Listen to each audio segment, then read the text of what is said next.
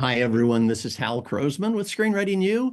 And tonight we're going to be talking about intriguing character relationships. And this is a fun topic, especially with this particular example. So you'll love what we're about to do. Here's the big question. What can we do that will elevate your ability to be an amazing character writer? Now, let's just start with this. I know every person here knows how to create characters. Every one of you, right? If you've written even a couple of scenes, you have the ability to create characters. The question is, what does it take to go from here to here? What does it take to truly become somebody that people in the industry would say, you're an amazing character writer. Oh my God, I love your characters, right? That's where we're going. So here's how we're going to do this. Today, we'll do an analysis of the interrogation scene between Batman and Joker, which was an incredibly well-written scene. We'll look at intriguing relationships, so you can see what the relationship is between those two. We will talk about how to create great characters, and then we'll talk about the upcoming class, Character Mastery. This class does exactly what it says. It basically is about how to write at the level that you just saw. So let's do this. As we analyze this scene, here's what I want you to look for. Hopefully you just had a chance to watch it, or you've watched it in the last couple of days here. As we analyze it, I want you to just notice this. How much depth is there in the scene that is beyond your conscious experience, right? You watched it, you know a lot about it already. Where are the parts that are new to you, or the parts that you just didn't notice, or the parts that already are a breakthrough for you? And please be open to having breakthroughs. Uh, I hate to say this, but one of the things that we noticed in the difference between good writers and great writers is that the great writers were still searching for breakthroughs. Even the A-list screenwriters I've talked with, I ask them, are you still learning? And they'll go, oh yeah, I learn every day. And it's like, it's amazing how much they pursue it because they're in the market, they're in that competitive environment, and what they're writing has to be great. So be open to looking and noticing what was beyond your conscious experience because it'll make you a better writer. Okay, let's do this. So I'm going to walk you through the basic scene structure. This is what you've already seen. So the Joker is being questioned by the police commissioner. You know, Harvey Dent never made it home. What have you done with him? Then suddenly he unlocks the handcuffs and leaves, right? Which is interesting. It's a different mode of interrogation. Batman turns out to be behind him. The lights come on. Batman slams his head to the table. Batman's enraged. He's interrogating, right? The Joker is explaining his reality to Batman, which is like foreign to Batman. It's a different kind of reality. Uh, the Joker says that they're the same. They're both freaks. And Batman's supporters will turn on him, right? Batman's had enough. He gets violent. The Joker taunts him, causing more violence, right? The Joker finally gives in, but he presents a dilemma. Batman can only save one of them, either Harvey Dent or Rachel. The other one dies. And that's the arc. We've gone from not knowing where Harvey Dent is to the Joker revealing that both of them are in danger and are about to die, right? So that's now we've got the scene. Now let's see what's beneath the surface. So first, this is an ironic scene in a bunch of ways. You know, the Joker is in jail, but he's in control. And again, just look for, did you notice this? Did you identify all of this? The interrogation goes exactly how the Joker wants it to go. And that's important because I'm going to guess that 99.5% of the people on the planet, maybe even more, would have thought that this, if they were experiencing this, they would have thought it was a tragedy to be in there getting pushed around, yelled at, interrogated and beat up. But for the Joker, this is what he wanted. Pretty interesting. The Batman is dominating him, but is the one who is afraid and desperate. Notice the irony here. It's like, Batman is almost always the one in control. He's almost always the one who's winning or, that kind of thing. But here he's not. And while the Joker is the bad guy, he's the only one that truly understands the Batman. And that is also pretty interesting. So let's go on. Intrigue. The Joker planned this from the beginning. If we just pause right there, just ask yourself, what would it take to do that in real life?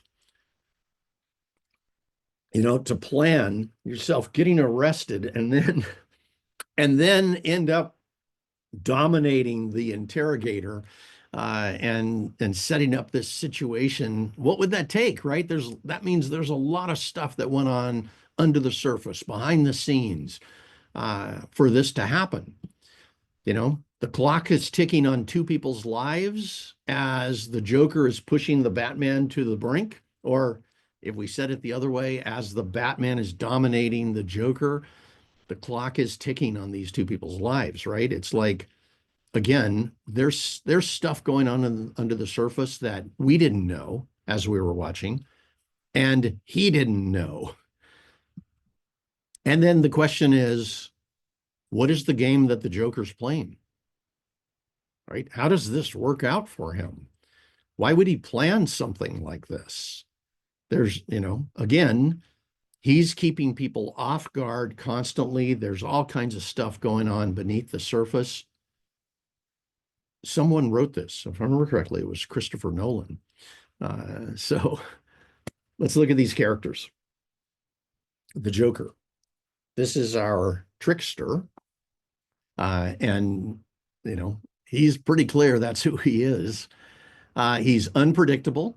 He's clearly a psychopath, right? So just both of these set up a situation where anytime you're interacting with him, it's going to be dangerous.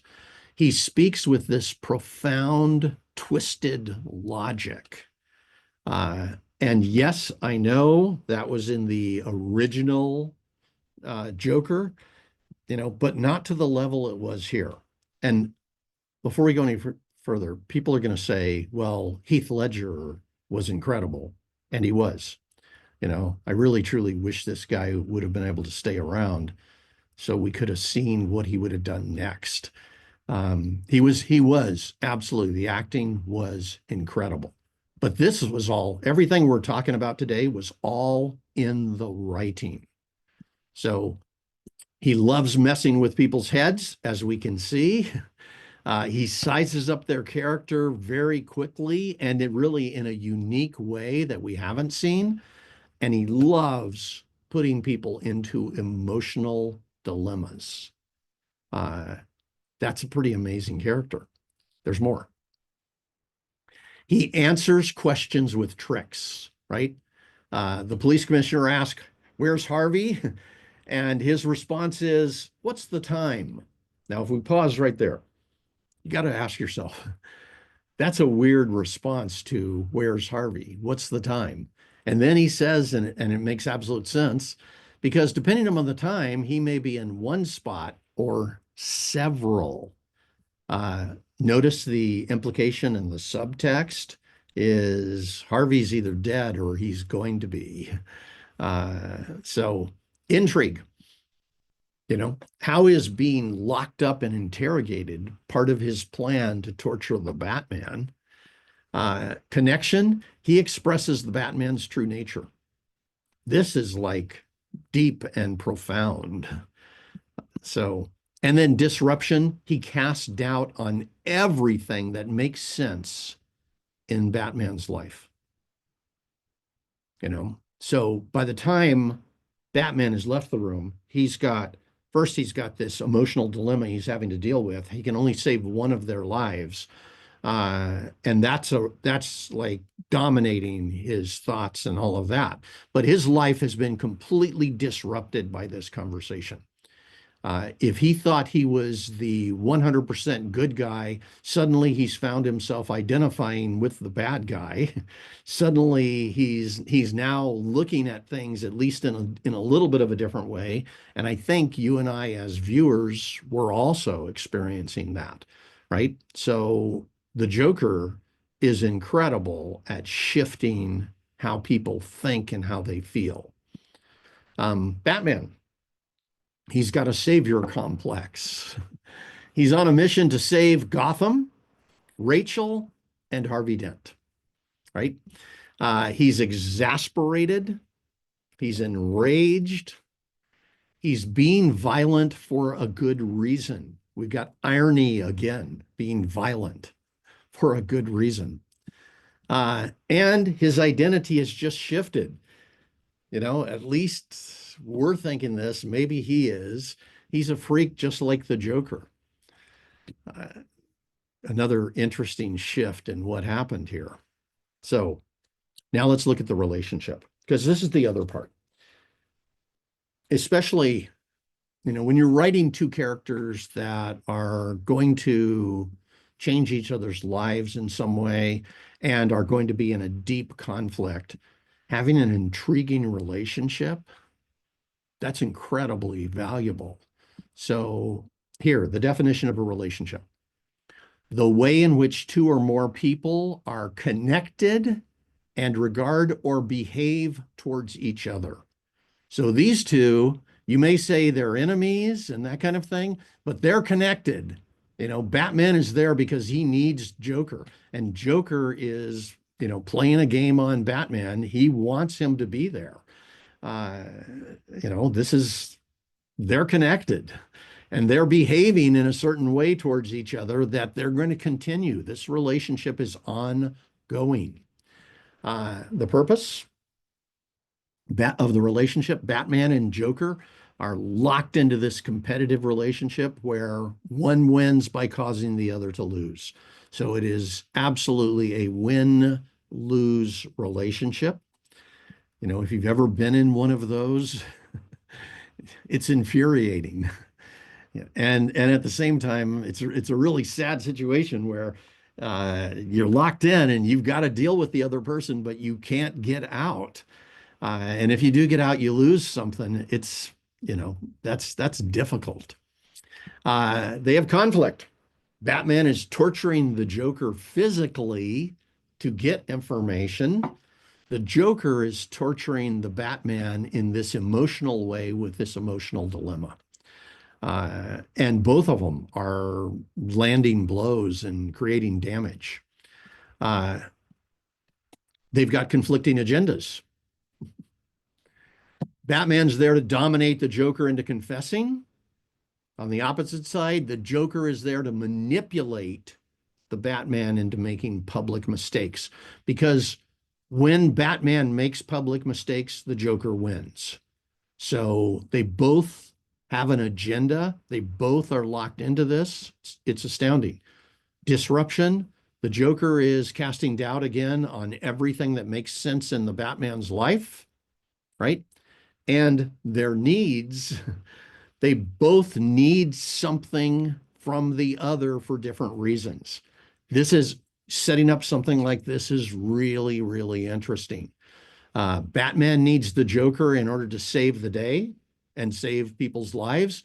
The Joker needs the Batman in order to play his tricks. And he actually needs this in order to do some things that are bigger, that aren't just going on in this room. So that's a pretty intriguing relationship, and incredibly well written. Now, a couple of other things. They've got a common enemy. This one I didn't see. First three times I watched it. I just didn't notice that. It's like both of them are being attacked by the establishment. So up until this point, Batman didn't think of it this way. The Joker did. Joker saw this and he played it. He played that card in the midst of this relationship, this interaction here. But Batman hadn't noticed that they both have a common enemy. And then, of course, the irony, the one who's torturing is out of control. The one who's locked up is in control of everything. Uh, Again, really unique writing on that.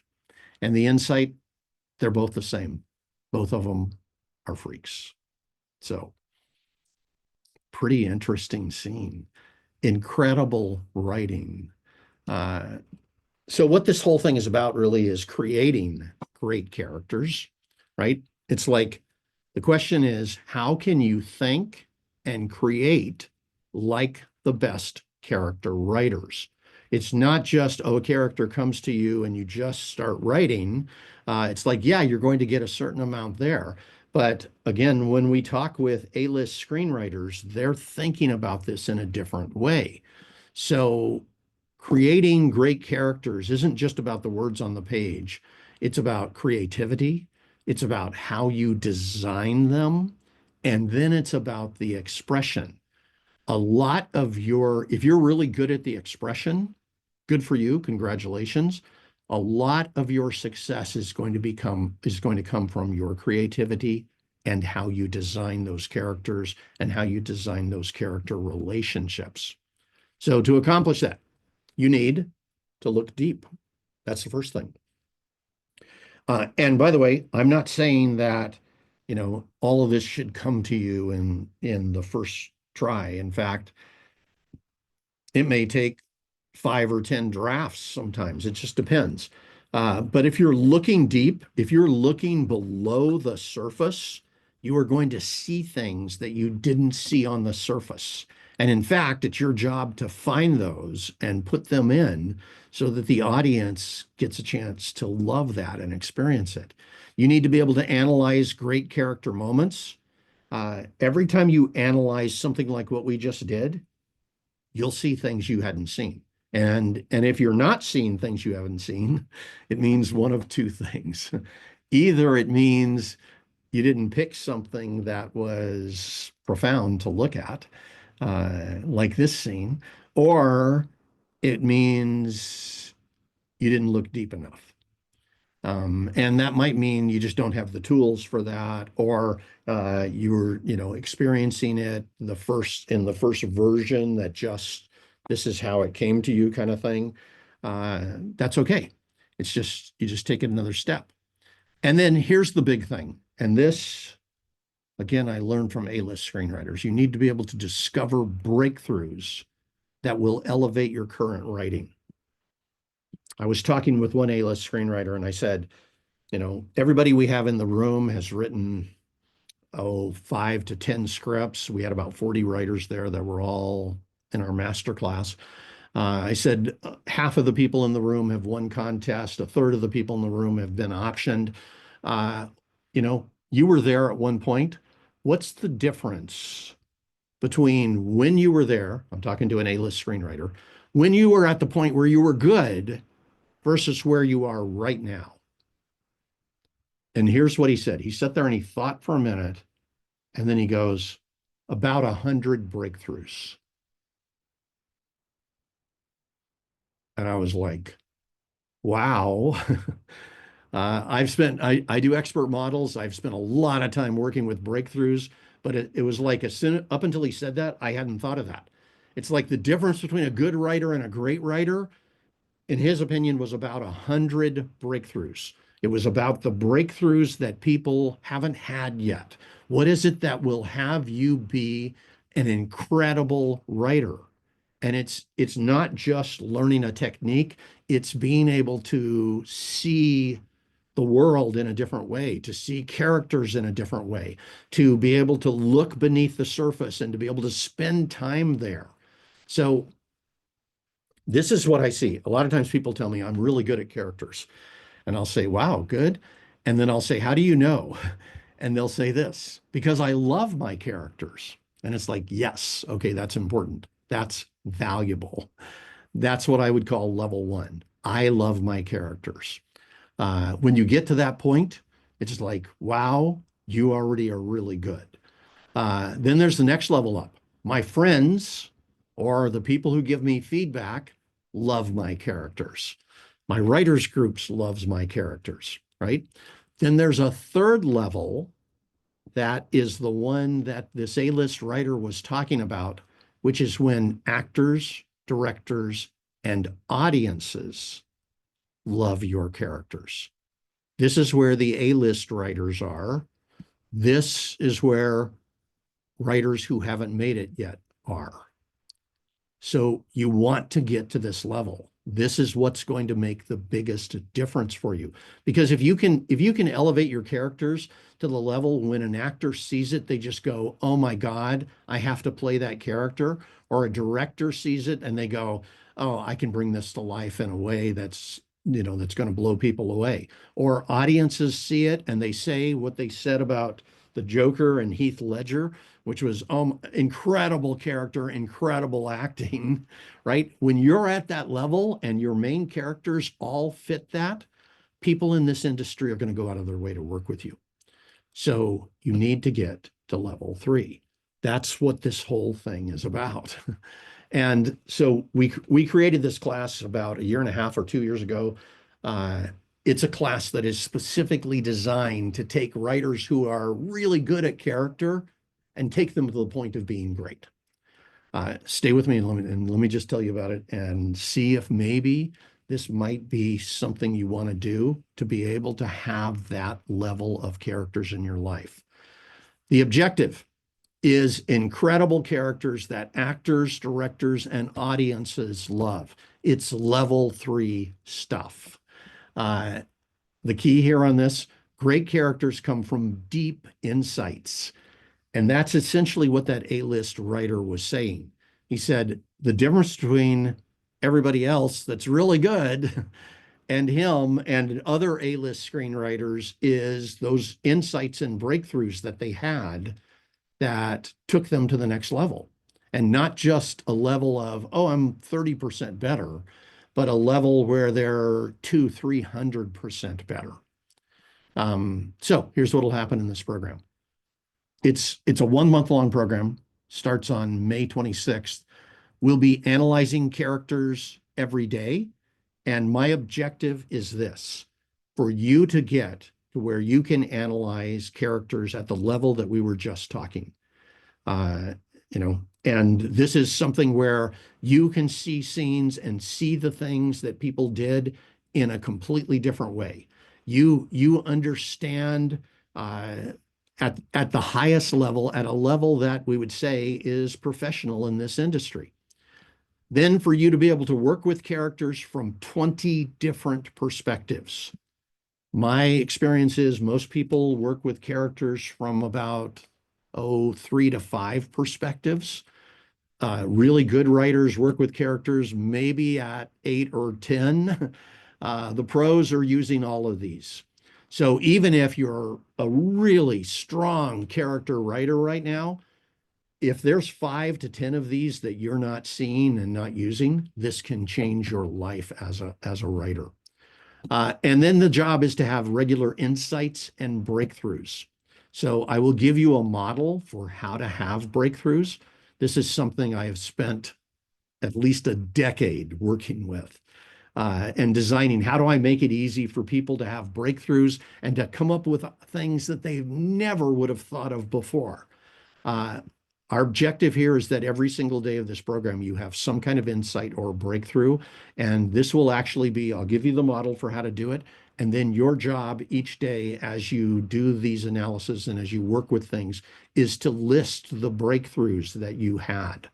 And then finally, what you'll be doing is you'll be building all of the insights, all of the perspectives, all of the breakthroughs into your characters. So you'll bring in one project that you are going to be working with as you go through. Every time you have a breakthrough, every time you have a new insight, every time you see a new perspective for writing characters, you will go back and look at your characters. and ask, how can I up my game with these characters? How can I take them to a whole new level? Now, in order to sign up, you just go to this link right here. Just write this down, bit.ly, bit.ly/character mastery. No capitals, no spaces, no dashes. It's just the name of the class, Character Mastery. And here, the normal price on this is $199.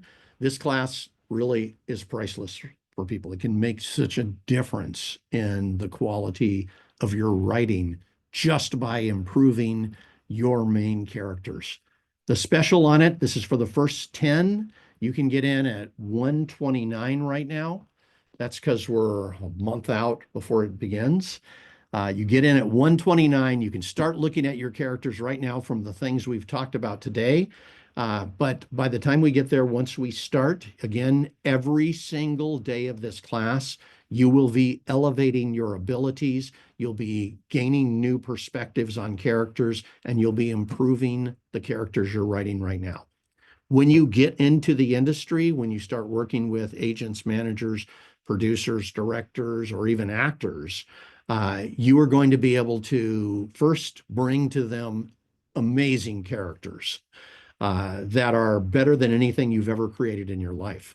Second, when they need that character to be elevated in some way, when the actor is asking for something, you'll actually know and understand more things than they do about what could make that character great in that situation. So this is you not just writing a great script, but being able to think and create at the level of A-list writers on this. So again, the special, I think it's $129. After the first 10, it'll go to $149, even if you pay that price or the full price. I promise you, this class will be absolutely worth it to you. Our deal on this is if you don't like it by the third day, just send us an email. We'll refund your money and take good care of you. This class is going to change your life in big ways. Now, having said that, come in knowing that your whole purpose there is to continually stretch beyond where you've stretched. Look below what you've seen before, look for more depth, and to design characters that go so much further than most writers ever would. So that's what this class is. Again, just write down this link, bit.ly, bit.ly/character mastery. Put it in your website where you normally put a web address, or in your browser where you normally put a web address. Click return and come join us. I promise you, you will love what this class does, and there is no other like it. You'll see in the first couple of days, there is no other class out there like this. We are looking at characters in a completely different way than anybody else is. So come in and join us, have fun, learn, change your life when it comes to writing characters, and go make something amazing happen. So with that, this is Hal Krosman with Screenwriting U, wishing you the absolute best with your writing and the best with this class. Bye-bye, everyone.